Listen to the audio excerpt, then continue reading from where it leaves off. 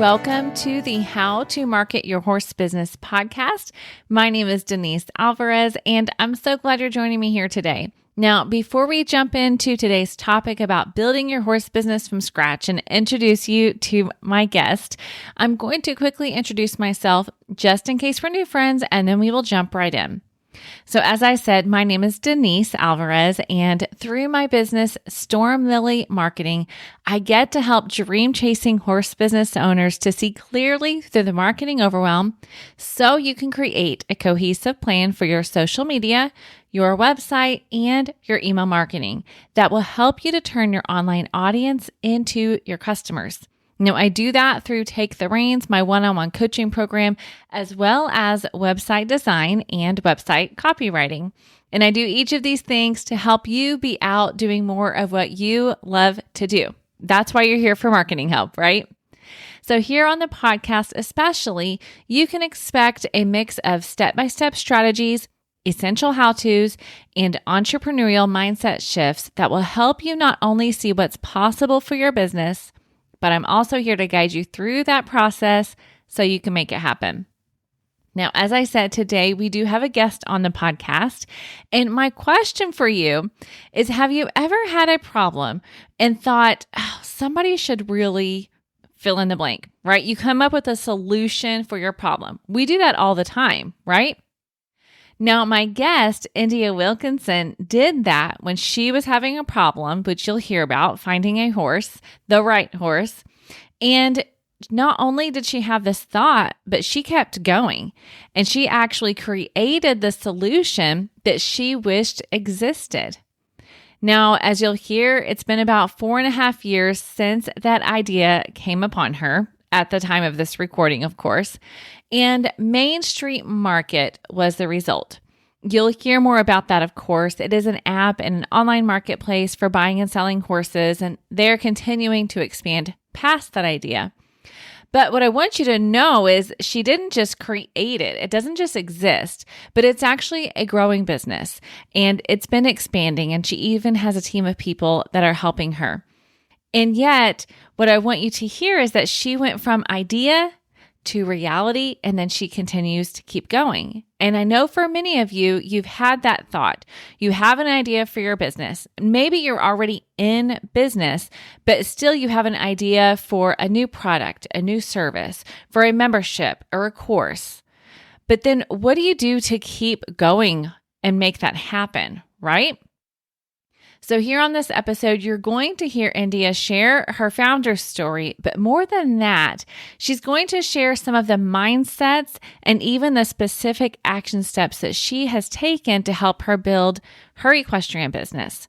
Of course, you know my goal on this podcast is always for you to walk away with actionable, practical ways that you can apply what you are learning in your own business as well. So please know that even though India is considered a founder of an app and she is on the tech side of things, that this is for you, even if you have a strictly service-based business or your products or you're kind of mixed, right? This is for you because we are always focused on what are the things that you can take away and apply in your business. Now, I invited India to join me here because I've actually had the joy of watching her do exactly that. Take what she's learned here on this podcast and other places, which you'll hear about some of the other places she has been learning from, and she takes action and she's chasing after the dream that she has for her business. And that's what I want for you as well. So I hope you'll get your notepad handy because there are going to be things that she says, there are going to be resources that she references that you're going to want to write down and remember. Now, I will tell you, if you're thinking, I feel like I've heard that name before.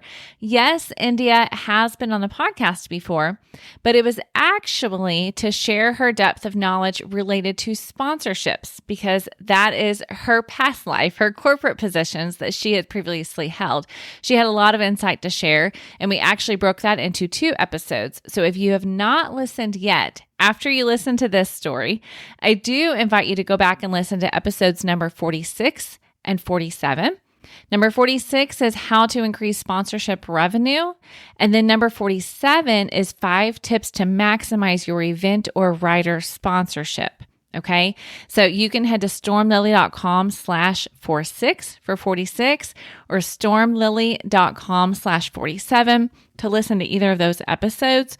Or if it's even easier for you, the show notes for today's episode are stormlily.com/134. So you can see what I did there. What other episode you're listening to, just put in the number and you will get to the show notes. So if you head to today's show notes, I will, of course, link to India's previous episodes, and then, of course, link to Main Street Market so you can check that out. But for today, friends, get ready because I want you to hear all about how you can create, lead, and grow your own horse business in a way that fits well for you. And so we're going to dive right in. Here's India.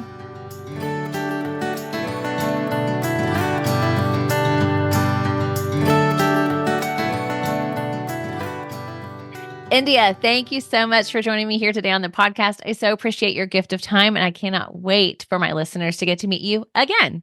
Well, I'm excited to be back, and I love what you do with how to market your horse business. I've been following you, and it's definitely helped me in my journey, and I hope that I can help your listeners with my experience. I am confident that you can. So before we dive into like the practical things that we love to do here on the podcast, because the first time you were here, you briefly shared about what you were doing with your app, but it was almost, which is crazy. It was like 2.5 years ago.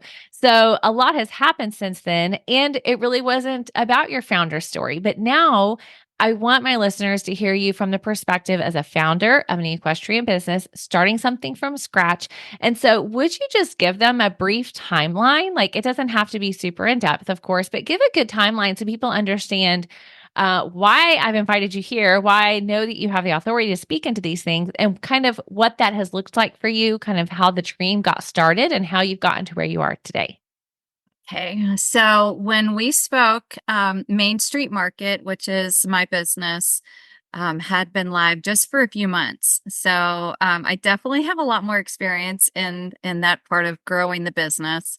Main Street Market is an online platform for sales horses, equine services, and we've recently added tack, clothes, boots, and equipment. So it is evolving into a one-stop marketplace to find sales horses and everything equestrian. So I will be happy to go into how it started and kind of share what we do with that, because part of building a business from scratch is changing as, and being willing to be flexible and to, finding out what your community really wants and what they need. So how it all started was actually in the fall of 2019.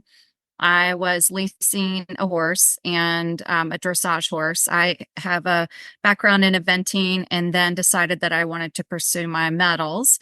So I was looking for a horse and I was leasing a horse at the time. So we really didn't want, my trainer and I didn't want to put it out on social that I was looking for a horse because we didn't know what the situation was with the people that own the horse. And it made me realize like how dependent equestrians have become on social media to find anything. And, it's very difficult to communicate without doing that. I mean, we were sending out messages and people were sending us Facebook links, and it just was kind of a mess. And it was taking such a long time. I knew exactly what I wanted. I had the budget for it. And it just was getting very complicated. And by the time maybe we saw a post on Facebook and finally got in touch with the seller, oh, that horse sold, that's an old post. And it's like, well, how did I know that was an old post? And it just was really confusing. So I did finally find this horse, and I live in Atlanta, and the horse was in Ocala. And I'm sure that many people listening to this are going to be like, oh my gosh, that happened to me.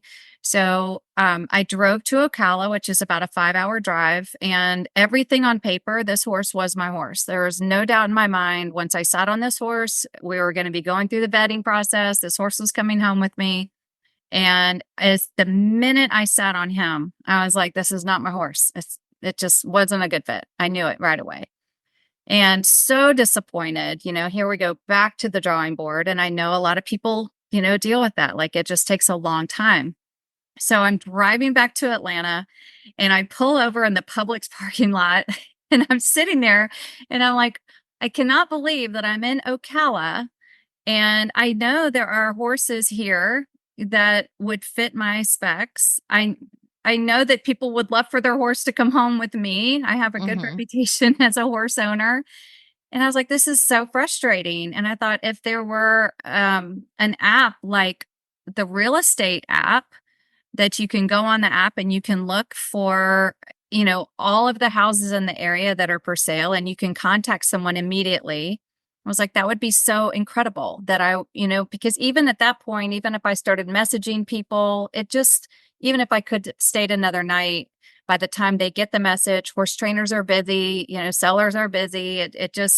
And so that's where the idea started. I was like, there's got to be a better way. There just has to be a better way. I had a 5-hour drive, and before I got on the road, I downloaded a book called Building an App Empire. And I listened to that book about this guy that he started an app, and I had no idea. I'm not a tech person. Anyone that knows me, I'm not technically inclined at all. I'm a marketing person. I've have a strong background in marketing, brand marketing. I've been in marketing for decades. I've worked for huge brands. I've had my own marketing company, still do really. And but I had no idea how to get started on building. We originally started with just wanting the app, and that grew to the website because that's what I realized that people really wanted.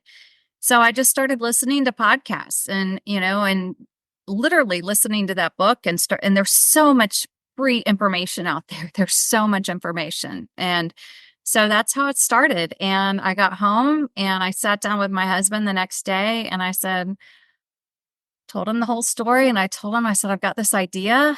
And he was like, let's go for it. And I was like, let's do it. So we just started. And, I'll go into some of that detail later, but we just literally decided that we were going to start the process. So this is in the fall of 2019. So we started interviewing. We just started asking people, do you know an app developer? Do you know an app developer? And we just started asking and asking, and we interviewed several. That part, that's a personal preference. If you want to go overseas, if you want to be local. At the time, it was before COVID. I wanted to be local because I thought it was important to be able to meet with someone face to face. And obviously we know that that's a different story now. Right. So we hired this app developer, and then March of 2020, everything came crashing down. And we had just signed the paperwork. We had just given the huge deposit to start building this. And we had to make the decision whether we were going to move forward or not. And it was a big decision. Now looking back, it was an incredible decision because the way of the world, people now are used to doing things online and on apps and virtual. But at the time, we didn't know that. But we made the decision to go forward. And that's definitely part of my story and encouraging others, is to just keep moving forward in everything that you do. So we did. And we actually did not launch until the following May of 2021. So it took us a long time. Developing an app takes a long, long time. So there's a lot of very technical things that go into it, obviously. The easier the app is, even in websites, as you know, the easier it is for the user, the more complex it is on the backside. So that's what we did. And we launched in May of 2021. We ended up building a website at the same time, which added a lot of time to it. We were building the app and the website at the same time. So, but yeah, so that's the story. That's how Main Street Market got started. Okay, I love that. And of course, obviously, you're going to share a little bit because it's not all roses for everybody along the way. And that has been a while. And so, what I love is that our conversation today, while your experience has been in apps and tech, and I think you've even guest podcast somewhere else talking specifically about apps, what we're going to talk about today is really that idea of starting a business from scratch in an area that you weren't really familiar with and you weren't really a trusted voice on a broad basis, right? Like you said, you're well known in your circle, but in a broad basis, it's not like, oh, India started this app, so everybody should get it, right? So you're starting from scratch in that way.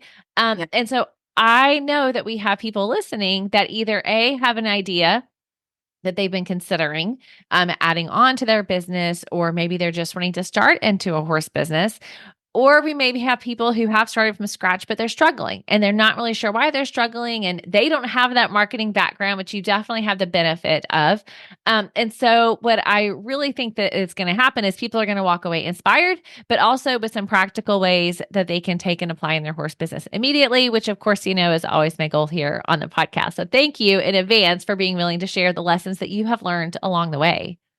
Yes. And I do love to share my experience. I have talked to countless people over the past couple of years. I am not an expert in the technology world. I'm not an expert in buying and selling horses. I have a lot of experience in the bird's eye view of what's working for our sellers and our advertisers. But what makes someone an expert in helping others is their experience. And I do have that solid experience. What might be a little bit different about me is that I have a very positive outlook. I always have. That's always been part of my nature, is that I do see the blessings in everything. So we've had a lot of really tough moments, a lot. Website crashed several times. The app has crashed. Working with Apple and Google Play are really hard. But I always look at them and say, okay, what can I learn? What can I learn from this? How can I improve on this? And, how can we make the experience for everybody, including myself, my developer, and my husband, like not freaking out over everything. Because I have to remember, Yeah. This isn't a help situation. People aren't, there's nothing that is dire except for my chronic need to make sure that people are happy. So, and that's something that I have to work on, though, because I'm working on not taking responsibility for everything. I can't help it when technology goes down, just like Facebook went down a couple of weeks ago and everyone's freaking out. I was like, oh, wow, if Facebook can go down, then I don't feel so bad. So yeah, there have been some tough times. So I think that if, when I do talk to people, and I love to mentor, in any way that I can, and in helping others, and in some ways, not to go down some of the paths that I did, to maybe save them from those fires. But the first thing that I tell people is that you really have to believe in your idea, your business, your product. And that means like in your bones, you believe that this product, this business, this idea can improve the lives of others in some way. And in order to do that, you really have to understand, what problem are you solving? Because if you don't understand what problem, and it sounds really simple, like, oh, well, I solved this problem. But you really have to dig deep, in what that problem is, and how, when you solve that problem, how is that going to make someone else's lives easier? So for Main Street Market, when I went, I know exactly what we do, and I stay hyper focused on what we do. People are always saying, you should do this, and you should do this, and you should expand here, and you should do that. I'm like, that doesn't solve the basic problem of what I'm trying to help people do, which is to streamline for buyers and sellers, to streamline the process. For sellers, it's streamlining the process and, listing their horses. We make it so simple. You can do everything from your phone. Everything is all in one link. We allow you to put your price in, which Facebook doesn't detect that, which that's an issue with the algorithm. So we streamline that process. We make it so simple so that all the seller has to do is share a link. They don't have to copy and paste. And, did I add this YouTube link? It's all encapsulated in that one link on Main Street Market. So we're streamlining that process for the sellers. For someone who is in the equine service industry, they can put all of that information on Main Street, send a link to somebody. Same thing with the TAC and the equipment platform now. So we're streamlining that process. That's it. So then we also help them market as an added benefit, this isn't even, I don't even put this anywhere on the website, but people know this now. We have almost 12,000 followers on Facebook, which I think when you and I met, I had like maybe 170, so, and I'm that's so part of pumped this for you. process too, but we've grown, we have about Yeah. 12,000 now. But as a benefit to our advertisers, I promote them on our social media. And they love that. I'm helping them. I'm an extra marketing arm, and I love it too. I love to be able to do that. So we're also streamlining for potential buyers that they can go to one place, search for these horses, put in filters, look all over the country. We've opened in Canada and Ireland and England just in the last few months. But it streamlines that process because it's so difficult for people when they're looking on social or they're looking at different places to keep everything in one location, and they can share directly from our app or from the website. They can take that link, they can click share and share it with their trainer. They can share it with a friend. So that's the problem that we're solving. We're taking that huge ball of yarn that everyone's dealing with, and things are all over the place, and we're consolidating them, and we're streamlining the process for the buyers and the sellers. So when you have this idea, say I'm speaking to the person that has this idea, the first thing I ask them, I'm like, what's the problem that you're solving? And I get back this dissertation of this, all of these things. And I'm like, you can't even get started until you can very simply state what's the problem that you're solving with this idea or business. And that it's really cool when I get to talk to people and they're like, oh, well, and you just write it down, share it with somebody, like whatever you talk to somebody and really talk it through until you can get down to, a sentence or two of exactly what you're doing. And that will also help you in your belief of what you're doing when you know that you are solving a problem for the community that you're serving. And for us, that's equestrians, so for me, this problem is very specific to equestrians, what we're doing. So, but I think about the community that I'm serving. I know how hard it is. I was there, I know how hard it is to find that heart horse. I know how hard it is. I have many, many friends that are trainers, and I know how hard it is for them to find time to market their sales horses. So I can feel that, I've been there. I know these people, they're my friends, and I genuinely want to help them. So that's the number one thing, and it's, again, it sounds so simple, but it's so important because that sentence, that answer to the problem that you're solving will carry you through the creation of the business. It should, everything that you do should point back. Does this help solve the problem? Does this help serve my community? And if it doesn't, then you need to get hyper focused back in line and think about that. So very long-winded answer to your question. No, not at all. No, and you're right. It's so key.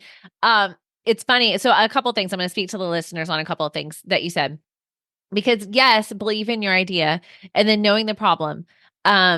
I think when I do coaching, so in my one-on-one coaching, the first two calls are always focused on that, diving into the audience and who that audience really is, and then what's truly niche down the problem that you solve. Because I don't know about you, but and we can even talk, like we haven't talked really about disciplines that you're in. So when you say sale horses, it's actually not the entire United States, every single discipline that you're trying to reach right now. If I went to Main Street Market, I'm probably not going to find a whole plethora of reining horses, because that's not the area of focus that you're in right now. So even being willing to like niche down starting out is part of the issue that I know a lot of people deal with, because they're like, well, what I'm doing is going to help every horse. What I'm doing is going to help every horse person.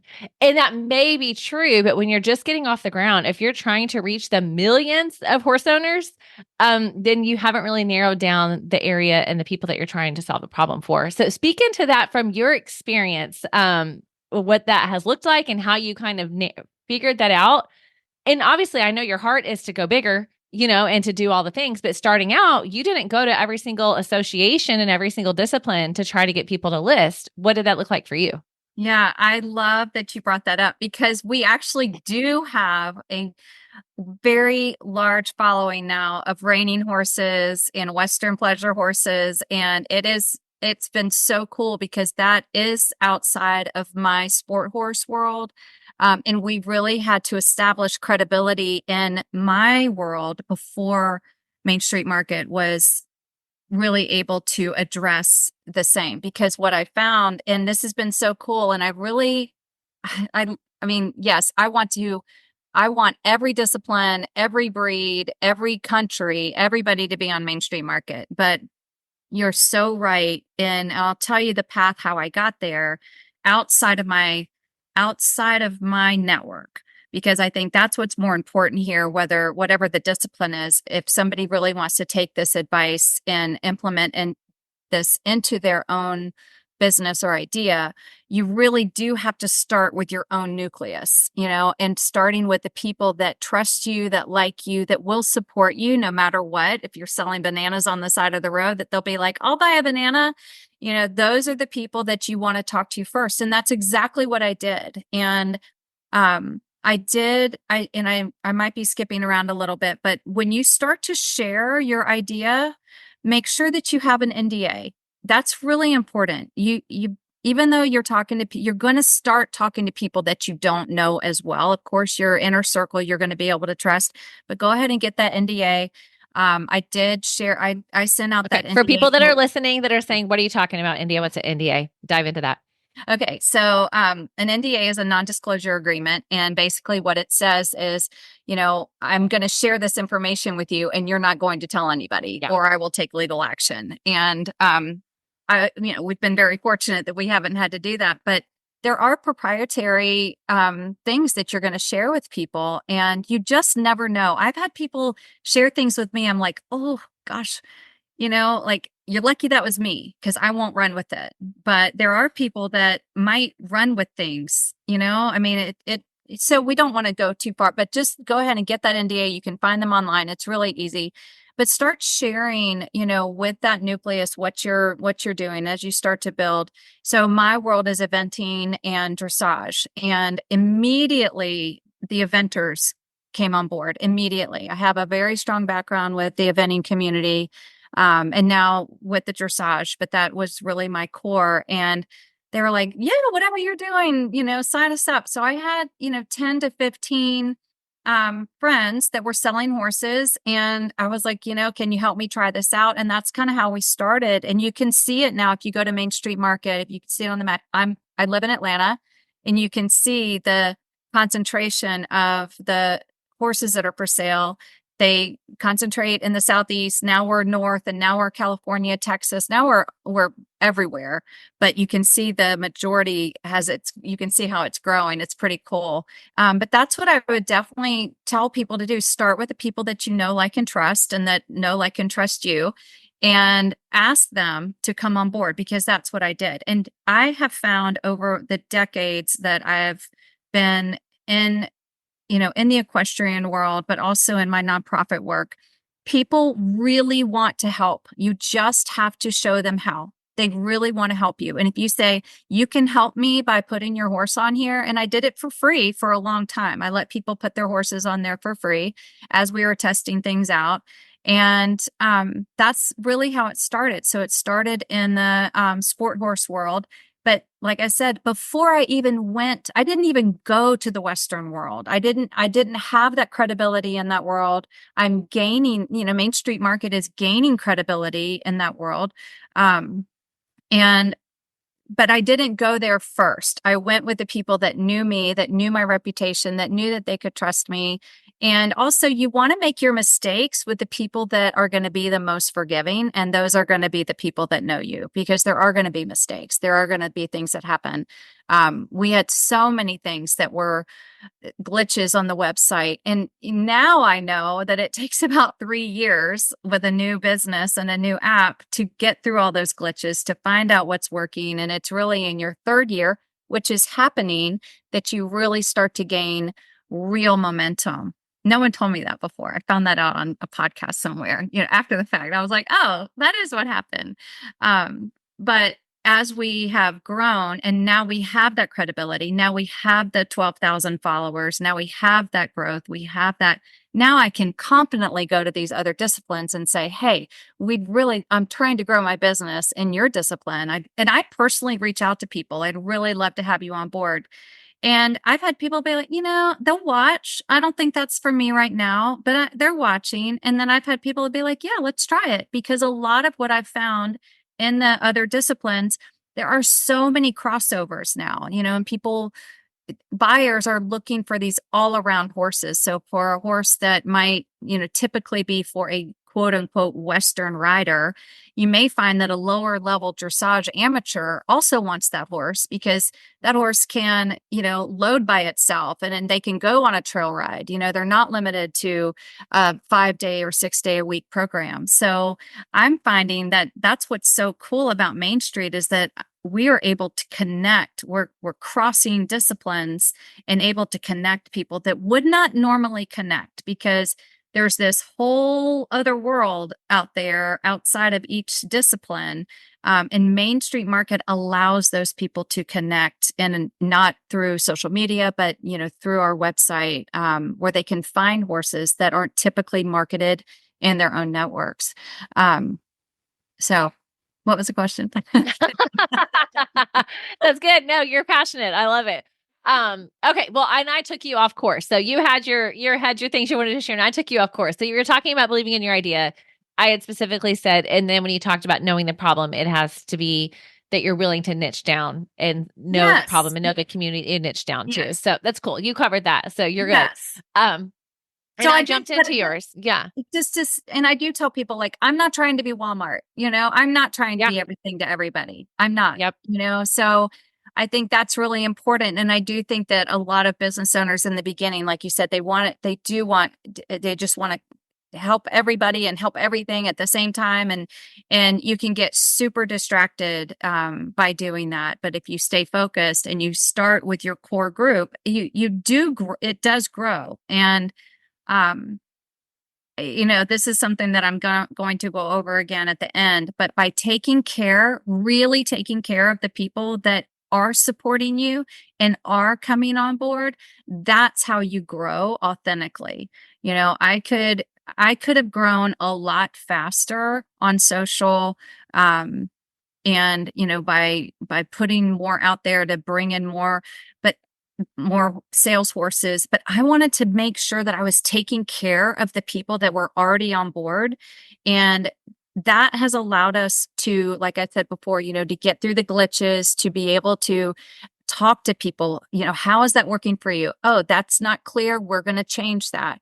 But really taking care of that core group will allow you to grow, because innately, I never even had to ask people. I've never asked someone like, hey, will you go out and tell your friends, like share, I don't have to do that. I would like for everyone to go tell everyone, but if they have a good experience with Main Street Market, they're going to tell people, they're also going to tell people if they don't. So, yeah.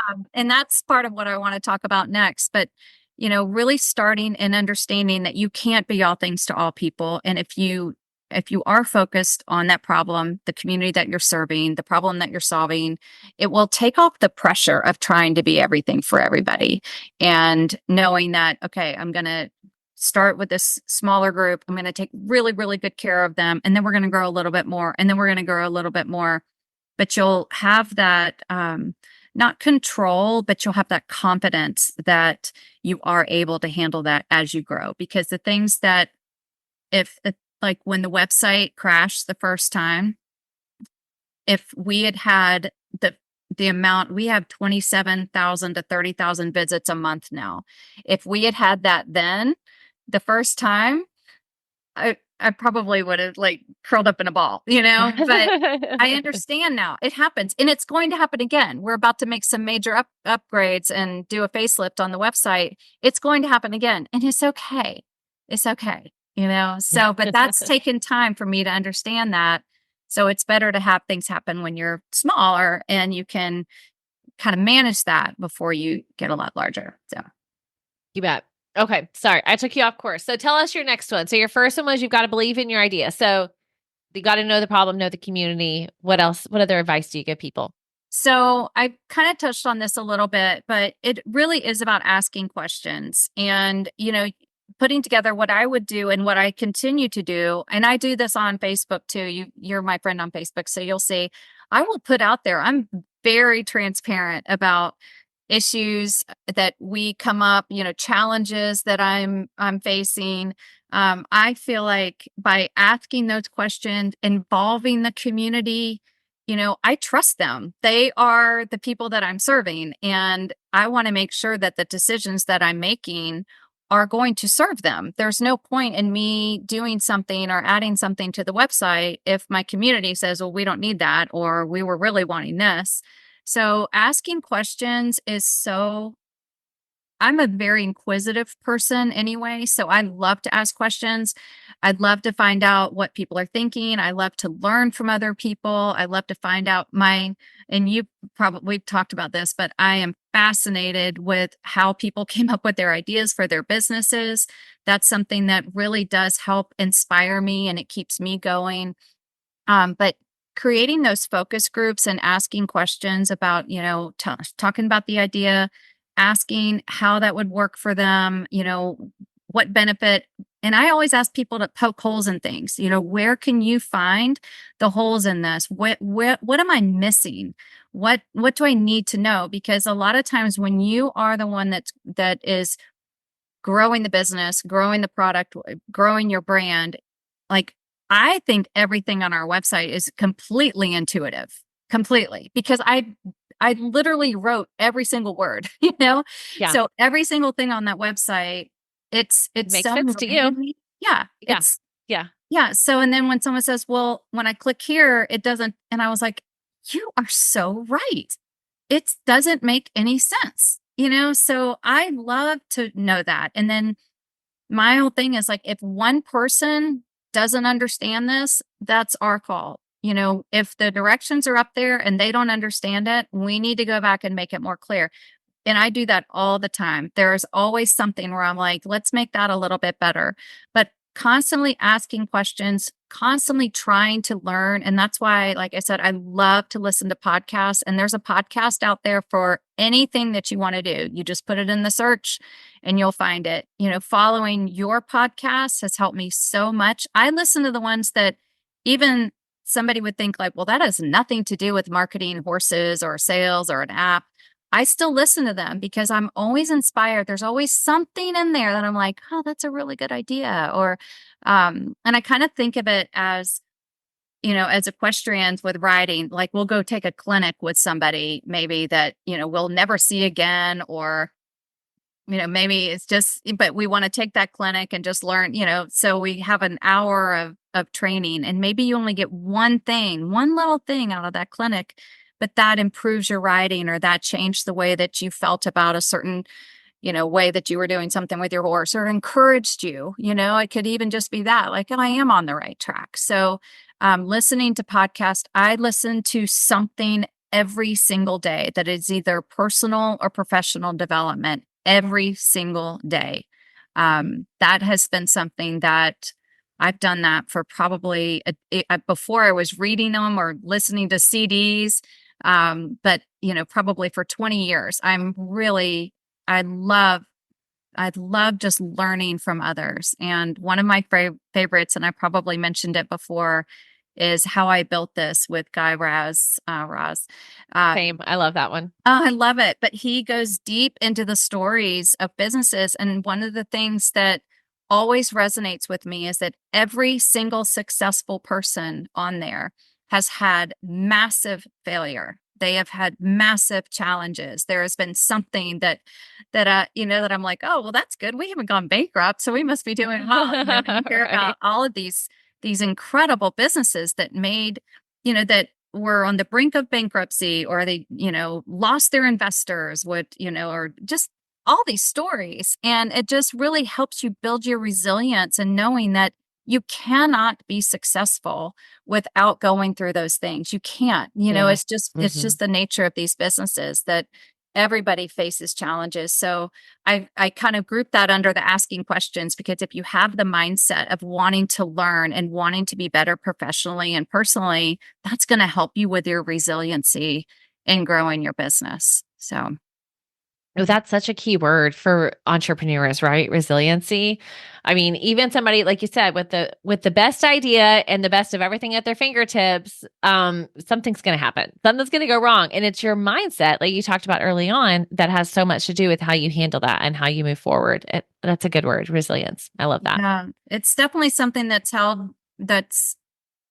and it's not just the things, it's not just the website crashing. It's not just, the app doing something crazy when Apple doesn't update and I have no control over it, or but people can be hurtful. And I know that someone doesn't wake up in the morning and say like, I'm going to go and say something negative about Main Street Market today. But I think as I've talked through some of these things with close friends, they, one of my friends said, they don't think there's a person behind that, Isn't that like, true? Yeah. yeah. And I think that's what I always know, like there's a person behind that, and even with the big companies that I used to work for, sitting there and thinking of these ideas, and then they're in Publix, you see them live, but there's a person behind that created that. And Yeah.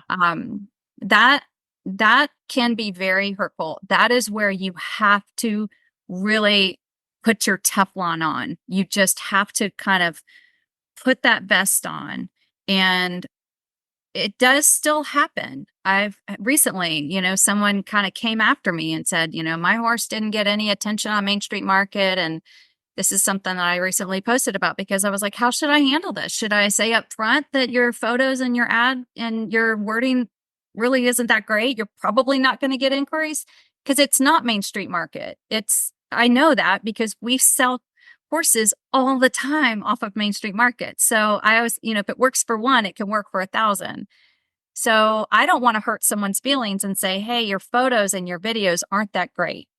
But now I'm going to, because what my community says is, yes, you need to say that up front, So, but it's hurtful when someone says that, because they don't think twice about saying to me, hey, I didn't get any inquiries on Main Street Market, but it like, it really bothers me to say, well, your videos and your photos weren't great, so Mhm. it's an interesting thing to think, like, I do think about other people's feelings, but not everybody does. And you have to go into this knowing that people are going to say hurtful things. I had um, this is so, it just was so ironic. I went to the Equestrian Businesswomen's Networking event, which was fabulous in Wellington. And I'm there I went with a friend, but we were walking around. I was by myself getting a drink, and we had these name tags on, and this woman came up to me and she was like, oh, Main Street Market. Oh, I've heard of you. I was like, you have? Oh my goodness. I'm India. It's so nice to meet you. And she told me her name. She goes, aren't there a whole bunch of other websites just like yours? And I was like, hi. Like, oh my gosh. And she goes, yeah. She goes, what's the name of that other one? It's just like yours. She's just going on and on. This is the first person that I talked to. And I just was like, wow. And I said, you know what? There are. I said, here's how we're different. What I do, and I just kind of went through that. But man, if I didn't have that resilience and I don't have that kind of Teflon already that I've already built, that could Yeah. shatter someone.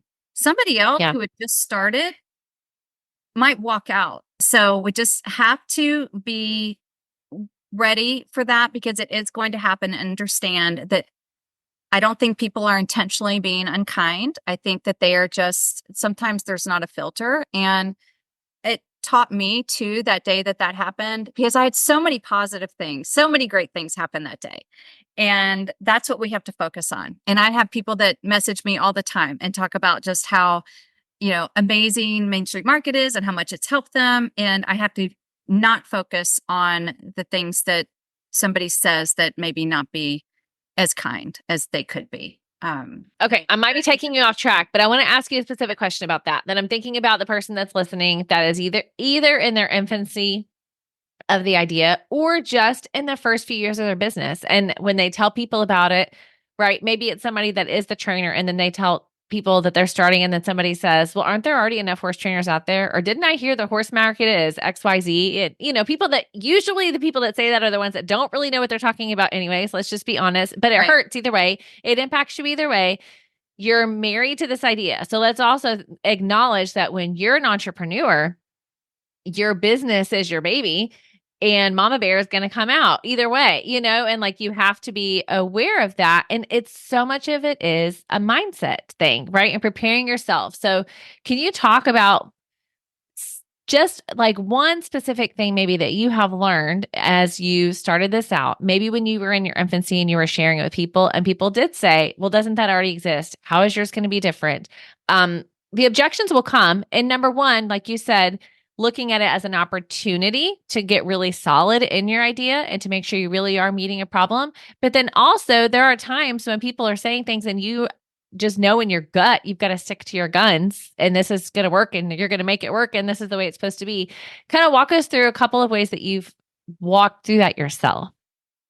So I know that with my background in being in corporate marketing for so long and having my own business, I know not to respond emotionally and never, ever engage on social media or in text or messages when you are growing a business, because it is so vital that you are neutral on social media. You're not emotionally charged. You're not politically charged, all of those things, because if you are known to be engaged, be emotionally engaging and someone screenshots it or, it can just go down a rabbit hole. So just by my professional experience, I know how important it is not to engage emotionally. Now, inside, that doesn't mean that you aren't just like boiling up or that you don't want to defend but I also know through a lot of that personal and professional development,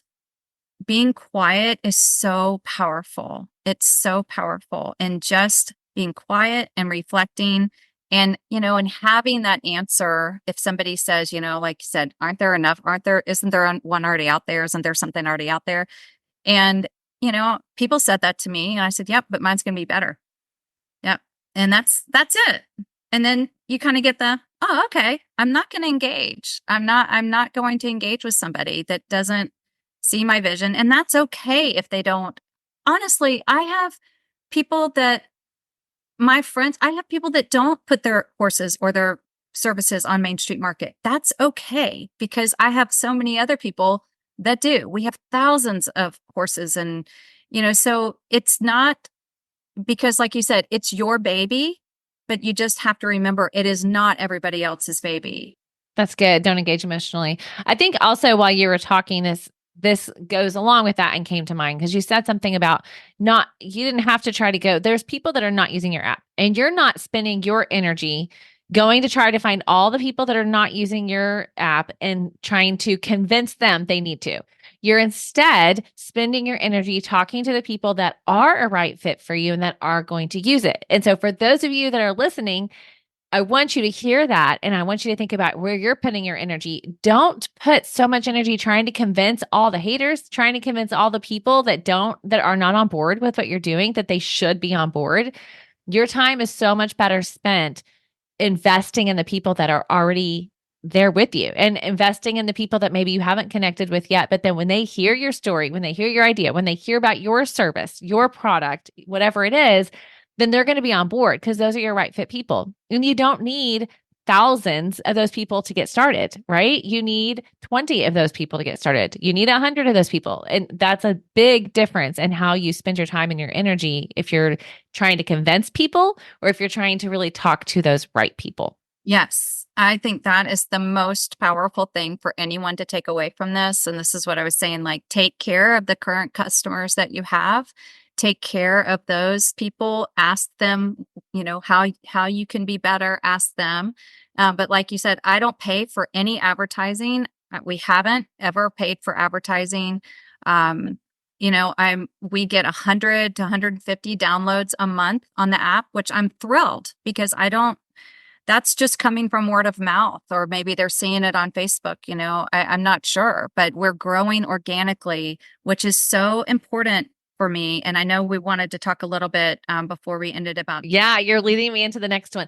Yes, you mentioned your organic growth. And so before we leave, I want you're so kind at sharing openly. And I so appreciate that because it's going to help other people. So I've used you as an example to others as somebody who has taken action with what you've learned on the podcast. When I had Social Stride as a membership, you were in there and you were taking action constantly. And it's not perfect action, but it's action. And you would even say that, like, I haven't done this perfectly, but I'm doing it. And you're getting the fruit of that. And so for those that are listening, here's your reminder to be okay being scrappy and do the things you need to do. So talk to us just a little bit before we go about what that's looked like for you. What are some things that have worked well for you that you're willing to share? And what does it really look like to grow organically these past few years?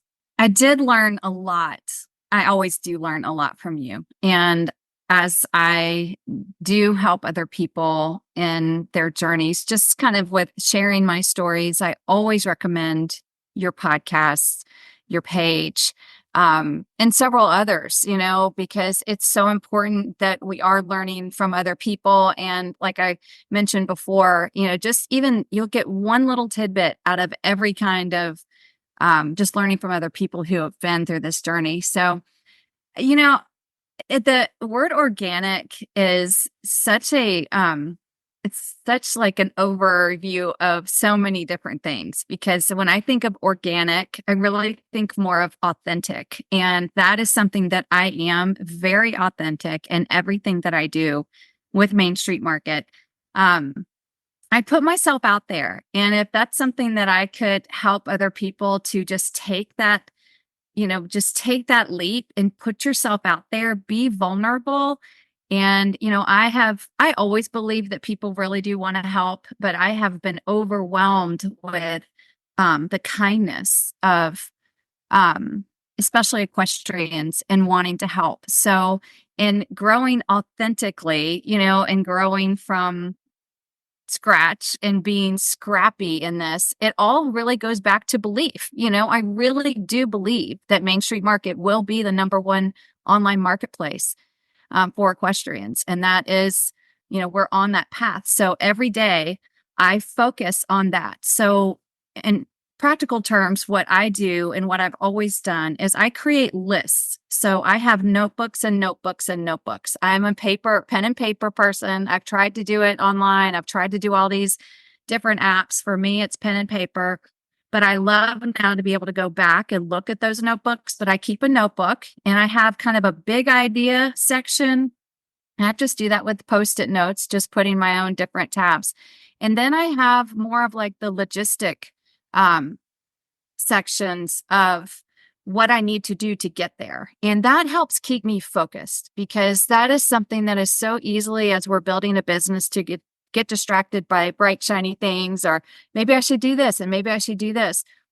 But when you have a list of your goals and how you're going to get there, that helps keep you focused. I'm very adamant about crossing those things off. I apply those lists to my calendar every single day. I've been doing this, but really, this is just part of how I operate and work.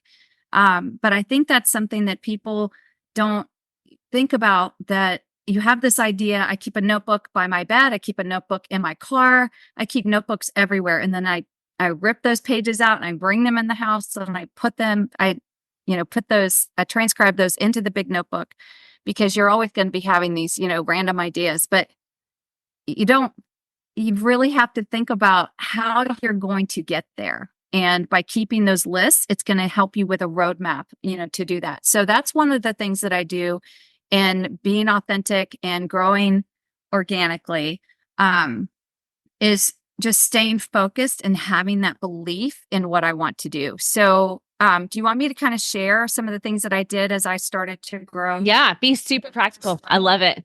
Yeah.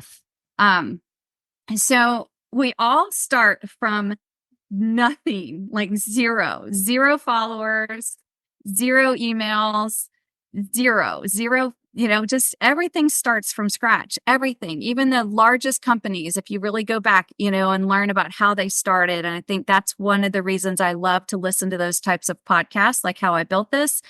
And it helps me to have to continue that faith in what I'm doing, knowing that other people have also started from scratch. So I started Main Street Market with literally nothing. I mean, we launched the app with nothing. There was no followers, no website traffic, nothing. So just, I think knowing that and knowing that that's how other people, just like how you started How to Market Your Horse Business, started from nothing. We all do. Yeah. So I think that just should give everybody confidence in knowing we've all been there. And that's really why I love to help people too, is just kind of give them that lift, like you can do this. So, and starting from nothing, one of the things that is when you're starting to build your Facebook page, and you are the expert in all of those things, and people should definitely hire you to help them, because I learned so much from you. I did hire you in the that special group, and learned so much, and you telling me, go do this. And I was like, I don't want to do that, but I did it because I was held accountable. And that's really important as we're out here as independent business owners, is to be in a group and to be held accountable and to get that support. And you definitely, provide all of that. But one of the things that I did in the beginning, and I still do it, is that I provide content that is interactive, that is engaging, that helps to educate people, that really connects the community. I think that's very important as you start to build your business, is establishing, we've talked about this before, who your community really is. And by providing that, and a lot of times that comes from outside sources. I share blogs, I share articles, and just in providing things that people might want to read, click through, but that helps to start, just kind of build that momentum. And the visual for me has always been a boulder, pushing a boulder up a hill. That's always been my vision, my visual. And I'm just every day, I'm pushing this boulder a little further, a little further. And eventually, and we've reached this, you do reach the top with the momentum. That's, the top is not the end place. The top is when you start to reach that momentum where all of the things that you're doing every day really start to take on a life of their own. And that's what, as business owners, that's what we all want. We want that momentum. So for me, when I knew that we were gaining that momentum, was when horses were listed on Main Street and I didn't know them. I didn't know their owners. And I was like, oh, how did they find out about Main Street? This is amazing. Like, that was a huge milestone for me. And we celebrate that a lot. We, meaning me, I'll tell my husband or tell people, but yeah, it's not like I have a huge team back here, but celebrating those things, are huge. So as you're pushing that boulder up the hill, posting things that are engaging, and something that always keep in mind, and this is even now, I think about this all the time. If it works for one, it can work for 1,000. It can work for 10,000. It can work for 1,000,000. So I'm always thinking scalability. So when you have that idea, and you sell your first bag of horse treats, or you've got, a magic fly spray, if one person loves that, then that means it can work for, tens of thousands of more people. So I celebrate that from the beginning. I celebrate it now. But really focusing on that. And then the first time that you get anybody that sends you a compliment, put that out as a testimonial. And that is what those testimonials are so important. People really they are intrigued by those. They want to know that other people in the community believe in what you're doing. Those things are really, really important as well. So, starting that social media, being engaging. I saw something the other day in my memories, and it said, we just reached 1,500 followers, and I was celebrating that. And then I said, if you're interested in looking at our horses or blah, blah, blah. So that was just a few years ago, and now we're at 12,000, so, but every little, not little, because they're big milestones, but I'm putting that out there, and I'm constantly reinforcing with my community that we're here, and, we're here to help. And I think the businesses that don't reach that momentum, they give up so early. They give up during the hard stuff because it's hard. And when people are not liking or commenting, you take on that, like, am I providing value? Am I doing, people are watching, and I think that's one reason why it's really important too to have a Facebook business page so that you can look at the analytics. And celebrating those. You've seen, like, I will take screenshots of our analytics and I'll put those out there, to let people know, how we're growing, and people want to celebrate that. They want to be a part of that. One of the other things that I did, and I still do, is I partner with other companies. So I'll partner with somebody like Triple Crown Feed is one of our big sponsors. And I just did a big giveaway with backpacks, and that brought in like 30 new followers. I mean, and all I did was just say comment and tag someone. So Triple Crown was happy to donate those. They're a big partner of ours. You can find people that would be more than happy to collaborate and to work together. And it really doesn't, social media is such an incredible free resource for us to be able to share those things. But then, you're helping a friend that's trying to promote their products, and I don't know how that relates to everybody. But I think every business could absolutely partner with someone in some kind of a giveaway, or maybe it's a mini session with an expert, or it's a free writing lesson, or, it could be anything like that. But people love giveaways and they love to participate in things like that. So that's a very easy and kind of an instant gratification way to get your business out. Something that I just did for the first time, and I wish I had done this in the beginning. So we've been in business now for 3 years. And if I had done this in the beginning, it might have saved me a lot of time. So I just did a survey, and it's very vulnerable to put yourself out there. I will tell you, I have thick skin. I have been in this business for a long time, marketing, equestrian business. And it's still, when I hit that, go live, it was tough because I asked the questions. I asked the tough questions. What frustrates you with Main Street Market? What changes should we make? How can I make your experience better? I did start it with positive. I started it with, what are your favorite things about Main Street? And I got just amazing answers. But I asked 4 very, not tough for the person filling it out, tough for me. To get the responses. I did allow people to be anonymous. And I think that's important too, because not everybody wants you to follow up with them and be like, hey, I saw that you said this, and I do think that gives people more freedom. But I learned so much, and we are about to undergo some major upgrades with Main Street.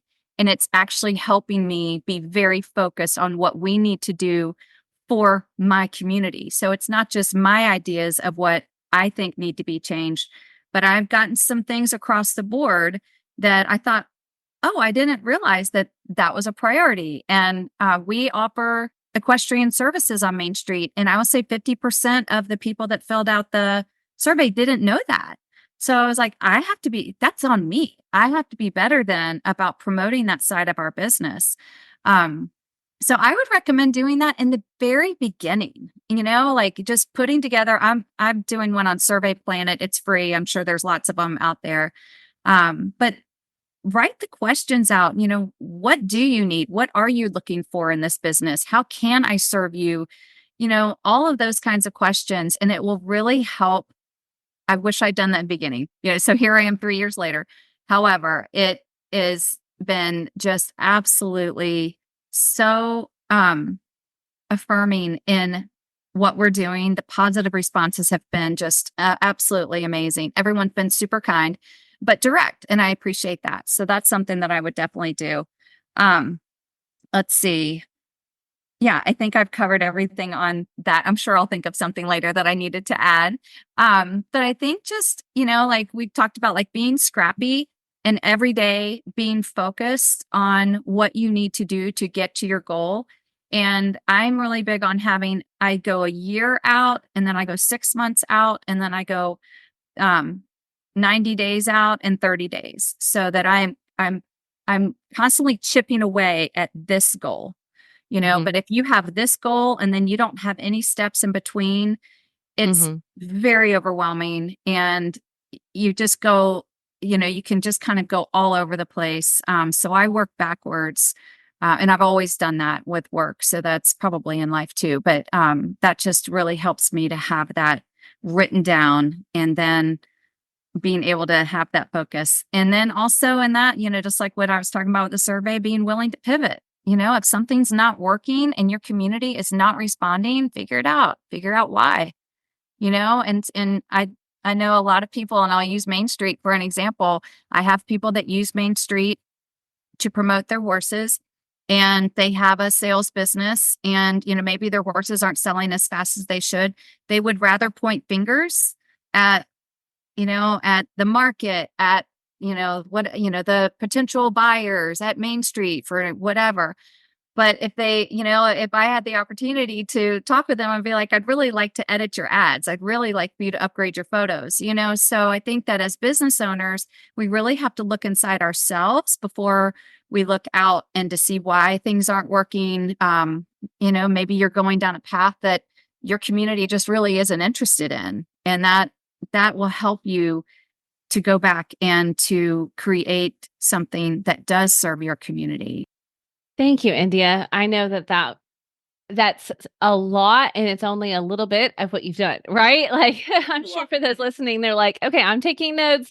But it doesn't have to be overwhelming because, like you said, you're chipping away at it. And I just want to remind those that are listening that she's years into this process. So if you're listening because you saw the title about starting from scratch, know that everybody, like she said, starts from that place of zero, and you just have to chip away at those.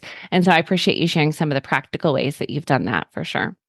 Yes. And like I said, and I know you do too. I love the entrepreneurship in the equestrian world. And I have found that in this journey, there are so many amazing people that really want to help each other, and think about it as, we're all supporting one big goal, even if you have a business that's similar to another business. Something that I did want to add, I do not compare Main Street Market with any other company. I'm very, very and it's, I will tell you, that's hard. I'm a person too. I want to see what someone else is doing, and I want to see those things, but it is very important to stay focused, and comparison is the thief of joy. And you can go down a rabbit hole very quickly on looking at your product, comparing it to somebody else, and thinking, why aren't I growing faster? Why aren't I doing this? And that could be a huge speed bump in your road to success. And it happens to all of us.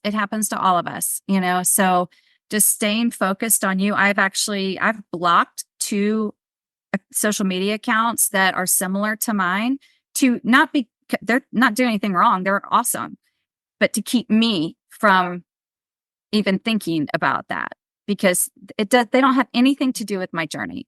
So really staying focused. I think it's good, sometimes to check in and see what, other people are doing. But if that is something that is pulling you down a rabbit hole and taking you away from your focus, then it's just really important to do whatever you have to do to stay focused on your belief in growing your own business. Absolutely. That's a really good word. And that's a good word to end on. I appreciate that because as we talked about before, success is so personal and it is your journey and you don't want to get sidetracked by that. And for sure, there's strategy involved in knowing what your competitors are doing, but there's also strategy involved in staying in your lane. So I love that. I appreciate that so much. Thank you, India, for being here and sharing all kinds of golden nuggets. I really appreciate it. And I know my listeners are so grateful for your willingness to share so honestly and authentically about your own personal journey. And this is just the beginning. I'm super excited to continue to watch this process. This is just the beginning, I know, but I appreciate your willingness to share these beginning stages. Thank you so much for having me. And know that your belief in me has definitely helped me in my journey. It's been so great to get to know you. And I've met so many people through, your page and the podcast. And I'm really, really grateful. Thank you. Likewise. Can't wait till we can meet in person one day.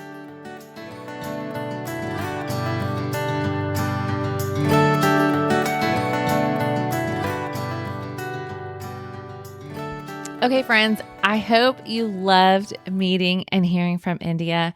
I'm sure that you can just tell through this interview where her heart shines, and that is certainly helping others. And she's doing that so well through her business and through sharing so openly here. So what I would love for you to do is send her a note or do a screenshot of you listening to this episode and share it on social and tag Main Street Market. Let others know that it's there, and let India know how much you appreciate her gift of time to share so openly her knowledge and her experience of what she has learned in these past 4.5 years of growing her horse business.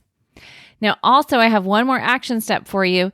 And if you were listening to India thinking, wow, look at her, in just that short time, she's grown her email list. I've been wasting my time. I should have been doing that. Or you're thinking, how do I do that now? You're just ready to take action. I have a free beginner's guide to email marketing specifically created for horse businesses, and I would love to send it to you. So if you head to stormlily.com/email guide, just put in your name and email. I would love to send that free guide to you, or you can head to the show notes, of course, stormlily.com/134, and I will have it there in the show notes as well. But as you heard India share about, email marketing is going to need to be a key component to what you're doing. Social matters. Social is helpful. Absolutely. But email marketing and your email list, you own that. You own that experience. You own those contacts. And the stats are in. You have more people opening your emails than you do people seeing your content organically. So I want you to do social media, but I want you to dive in and really try email marketing. So head to stormlily.com/email guide to get your free beginner's guide to email marketing for horse businesses. Okay? All right. Again, I thank you so much for being here. I hope you are walking away with plenty of ideas and ways that you can start getting scrappy, building your products, your services from scratch, and doing more of what you love to do. If this episode has been helpful to you, like I said, take a screenshot, share it on social, leave a review. The more that you do that, the more other horse business owners are finding out about the podcast and what's available for them here. Thank you again for joining me. I hope you have an amazing day, and I'll see you back here soon.